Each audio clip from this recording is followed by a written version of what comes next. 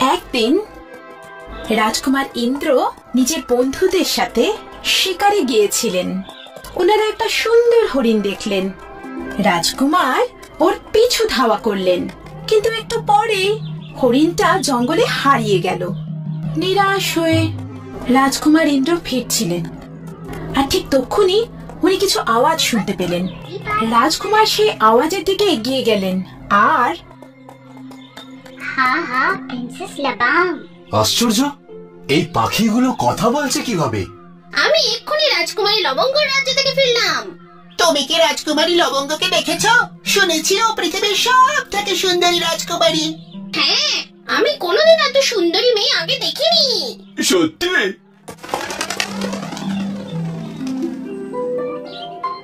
দাঁড়াও দাঁড়াও, আমাকে বলো, এই রাজকুমারী লবঙ্গ কোথায় থাকেন? ততক্ষণে সব পাখিরা উড়ে চলে গেল আর রাজকুমার নিরাশ হয়ে গেলেন। রাজকুমার ইন্দ্র নিজের রাজমহলে ফিরে এলেন।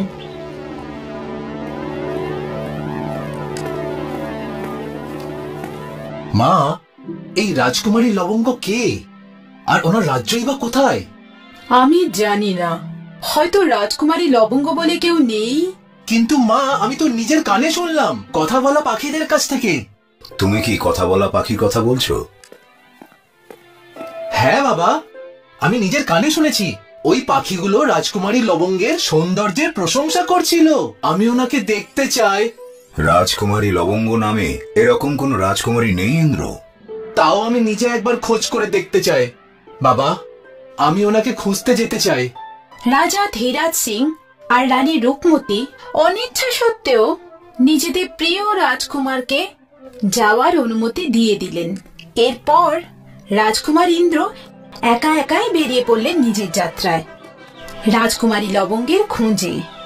সারা দিন যেতে যেতে রাজকুমার ইন্দ্র ক্লান্ত হয়ে পড়লেন, আর উনি একটা নদীর তীরে বিশ্রাম করার কথা ভাবলেন। প্রথমে নদীর জল পান করলেন আর তারপরে খাবারের পুটলিটা খুললেন। আরে, এ কি? সব মিষ্টিতে তো পিঁপড়ে ধরে গেছে। রাজকুমার ইন্দ্র মিষ্টিগুলোকে মাটিতে রেখে দিলেন আর চলেই যাচ্ছিলেন। তখনই পিঁপড়েদের রাজা রাজকুমারকে ডাকলো।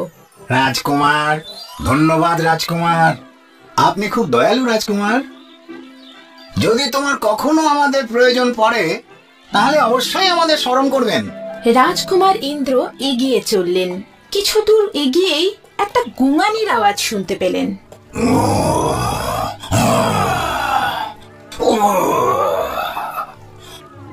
ওখানে একটা সিংহ যন্ত্রণায় কাতরাচ্ছিল।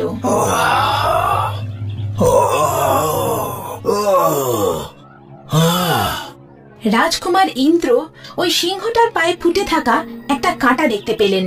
আমি তোমার এই কাঁটা বের করে দিতে পারি, কিন্তু কাঁটা বার করার পর তুমি যদি আমায় খাবার চেষ্টা করো তাহলে?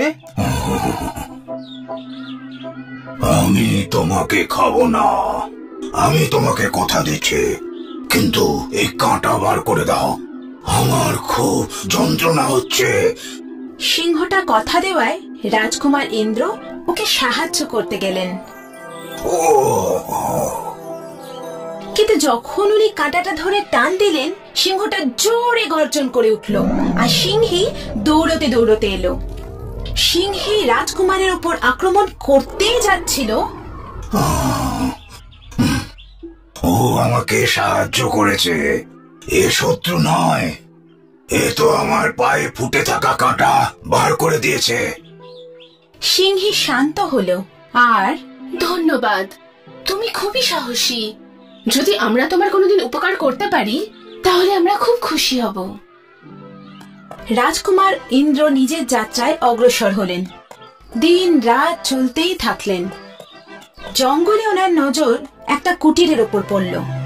ওখানে রাজকুমার একজন ফকিরকে দেখতে পেলেন, যিনি অসুস্থ ছিলেন। জল, জল। এই নিন বাবা, জল খান।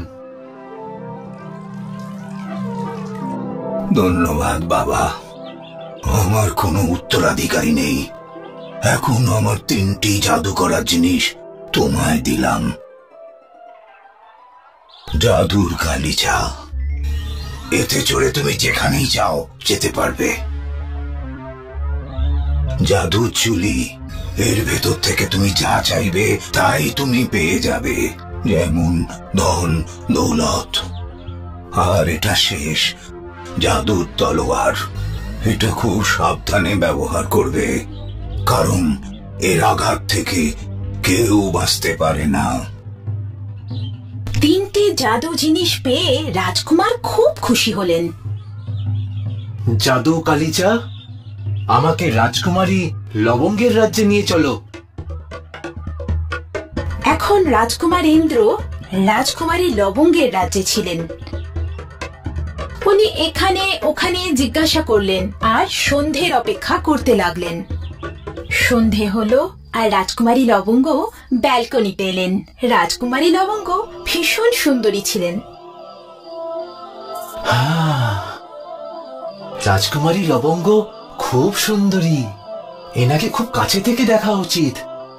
রাজকুমার ইন্দ্র ওনার সৌন্দর্যে মুগ্ধ হয়ে গেলেন। তখন প্রায় মাঝরাত। রাজকুমার ইন্দ্র নিজের জাদু গালিচায় চড়ে বসলেন। জাদু গালিচা, আমাকে রাজকুমারী লবঙ্গের কক্ষে নিয়ে চলো।